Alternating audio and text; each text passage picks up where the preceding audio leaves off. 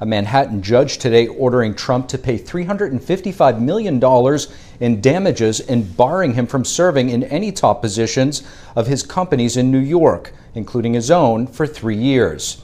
The decision came after a 2.5-month trial in which Trump was already found liable for falsifying his net worth on key financial statements to secure bank loans. The judge also slapping Trump's 2 adult sons, Eric and Don Jr., with more than $4 million each in penalties. Both sons also banned from running the company for 2 years. The most devastating blow to Donald Trump's entire public identity just landed with the force of a nuclear weapon.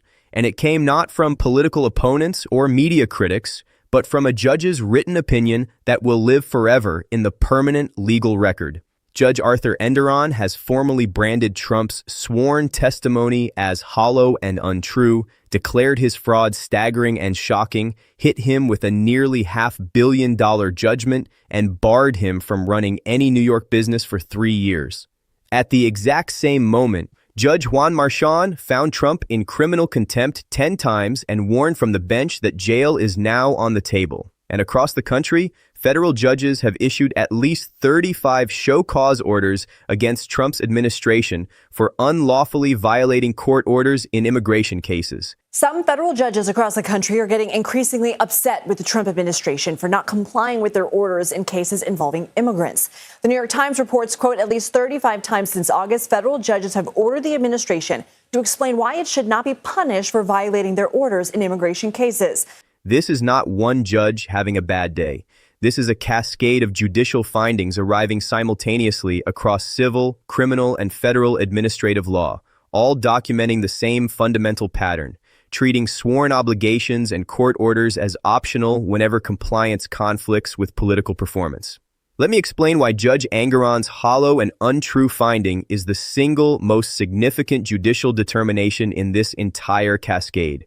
It targets the very foundation of everything Trump has built his public identity on. Trump faces 4 criminal indictments related to his time as president, but for him, the civil fraud case in Manhattan court is personal. This could have potentially crippling effects on Donald Trump's business interest in New York and the Trump organization's ability to continue to do business in New York. The core narrative, the foundational story that every other part of Trump's political brand rests upon, is that he is an extraordinarily successful businessman, a genuine self-made billionaire whose financial achievements prove his extraordinary competence and justify why his judgment should be trusted over everyone else's. That narrative is not incidental to Trump's public identity. It is the load-bearing wall. Without it, the entire structure collapses. The business success is the credential. The wealth is the evidence. The financial empire is the proof that his instincts are superior and his claims deserve deference. And Enderon has now formally found in a written judicial opinion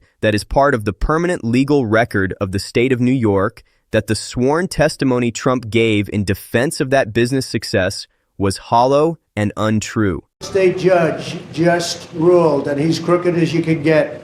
And a lot of people expected something like this, but not for the amount. But this is a very dishonest man. This is a man that's been overturned already on this case 4 times. But a crooked New York State judge just ruled that I have to pay a fine of $355 million. He ruled against me before he even got the case. He ruled against me, said I was guilty. He didn't know what I was guilty of. That is not a political attack. It is not media characterization. It is not opposition research dressed up as legal commentary. It is a formal written finding by a judge of the New York Supreme Court entered after a full trial where Trump had every opportunity to present his best defenses and testify in his own behalf. And it is now the permanent official judicial record of what a court of law determined about the foundation of Donald Trump's entire public identity. The specific words Enderon chose to put in his written opinion are the most legally and politically significant elements of the entire story. Hollow and untrue is a finding that the specific sworn account the witness gave was without substantive content and factually false. Judge Arthur Engoron found Trump valued his Mar-a-Lago estate 20 times higher than its actual worth, $600 million compared to the assessed value of $27 million.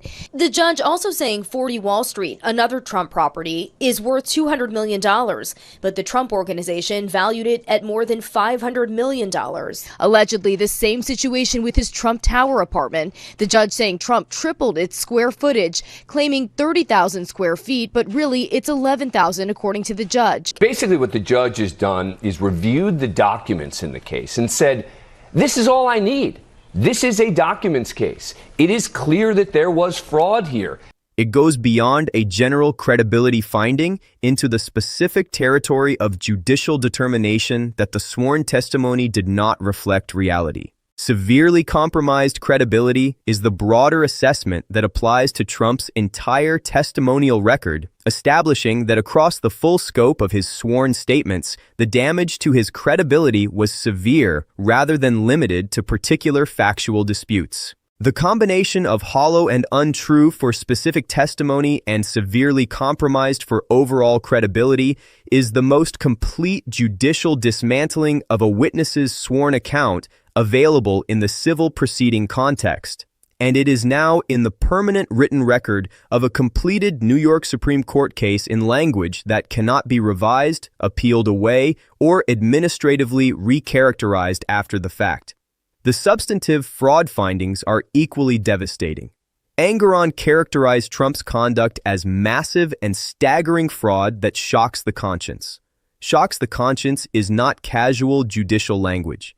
It is the specific severity characterization courts apply to conduct so far outside the bounds of acceptable behavior that the normal range of available remedies is considered insufficient.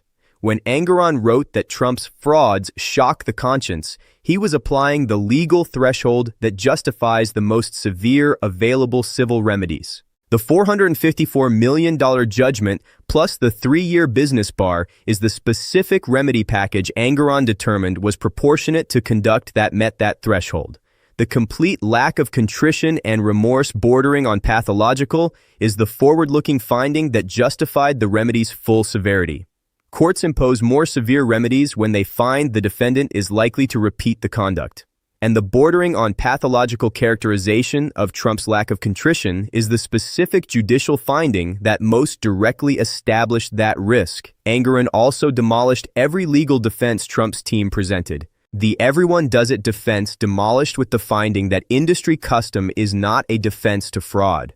If the industry standard involves making false representations, the industry standard is itself fraudulent. The disclaimers protect him defense. Demolished with the finding that a disclaimer acknowledging the absence of independent verification does not convert false statements into protected speech. If anything, it exposes greater liability because it demonstrates awareness that verification would reveal falsity. The no victims defense demolished with the finding that the New York statute does not require proof of victim financial loss. A false statement made to a financial institution is fraudulent, regardless of whether the institution ultimately suffers a loss. Now layer in what's happening simultaneously in criminal court. Judge Juan Merchan has found Trump in criminal contempt 10 times for violating a gag order in the Manhattan hush money case. 10 separate findings, 10 documented violations after the court made clear the behavior was prohibited. And Mann has warned in open court that the 1,000 fines being imposed are not and will not be sufficient to deter Trump from continuing to break the order. That language is critical. When a judge formally finds that the available financial sanction has failed to achieve its deterrent purpose after being applied multiple times without producing compliance, the next available sanction on the judicial escalation ladder is incarceration.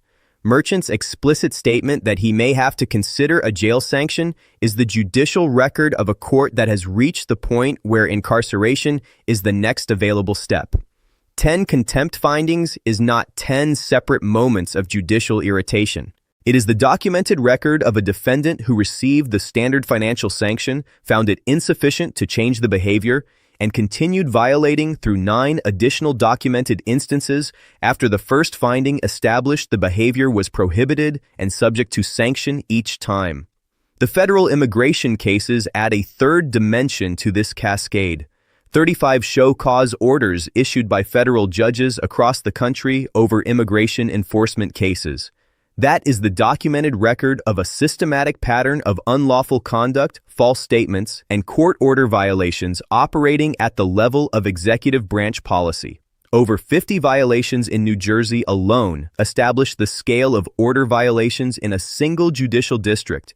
And the finding that the administration was intentionally violating the law in the New Jersey context is the specific judicial determination that the violations were not accidental, but deliberate acts by government officials who knew what the court orders required and chose to violate them anyway. The pattern across all three contexts is unmistakable. Civil court, hollow and untrue sworn testimony, staggering fraud that shocks the conscience. Criminal court, 10 contempt findings with jail now on the table. Federal court, 35 show cause orders with findings of intentional law violation. Sworn obligations and court orders are being treated as optional whenever compliance conflicts with political performance. The hollow and untrue characterization of Trump's sworn testimony is the single most consequential finding in the entire cascade because it is the formal judicial determination that the specific sworn account Trump gave in defense of his business identity was without substance and factually false. Everything else flows from and is amplified by this finding. The fraud findings establish what the conduct was. The remedy establishes the consequences, but the hollow and untrue testimonial finding establishes that Trump sat in a court of law, raised his hand, swore to tell the truth, and gave testimony that a judge formally found to be hollow and untrue. That finding is now the official court determination entered in the permanent judicial record of a completed case that no amount of political messaging can remove. The three written defense demolitions are more institutionally significant than the liability finding itself because they are the judicial rejections entered in specific language that makes each demolished argument unavailable for recycling in future proceedings. Everyone does it demolished in writing. Disclaimers do not shield demolished in writing. Falsehood remains a falsehood demolished in writing. Three specific legal arguments Trump's team presented as their strongest available defenses, all addressed in writing with specific legal reasoning, all rejected with the specificity that makes appellate reversal most difficult. The 10 contempt findings and jail warning trajectory is the criminal court dimension that most directly establishes the limits of financial sanctions for managing Trump's pattern of treating court orders as performances rather than obligations. One contempt finding is a judicial response to a single violation. 10 contempt findings is the documented record of a defendant who received the standard financial sanction 9 times without changing the violating behavior, establishing that the financial deterrence mechanism has been exhausted and the court has arrived at the point where the next available step is incarceration. The cascade of simultaneous findings across Engoron's fraud ruling, Merchant's contempt escalation, and the federal immigration show cause pattern is the documented record of courts across civil, criminal, and federal administrative contexts arriving at the same fundamental determination about the same fundamental pattern. Sworn obligations and court orders are being treated as optional. The testimony offered in defense was hollow and untrue. The fraud was massive and staggering and shocked the conscience. The financial sanctions available to deter further violations are not and will not be sufficient. Hollow and untrue, staggering fraud shocks the conscience, not sufficient to deter, intentionally violating the law. Those are not political attack lines from opponents. Those are the specific words that judges have put in permanent written records in completed and ongoing proceedings. And permanent written records do not disappear when the news cycle moves on. They stay in the official record of every court that entered them, exactly where the accountability story needs them to remain. Trump's career as a businessman, the foundation of everything he's built his public identity on, has now been formally demolished in a court of law. The narrative of success and competence that launched his political rise has been officially found to be built on fraud. And across the country, in courtroom after courtroom, the same pattern keeps emerging. a president and his administration treating legal obligations as optional. Courts responding with findings that will live forever in the permanent record. Stay tuned. The Engoron appeal is coming. Merchan's sentencing and jail sanction question is still live, and the federal immigration contempt proceedings are producing new findings at a pace the management toolkit cannot keep up with.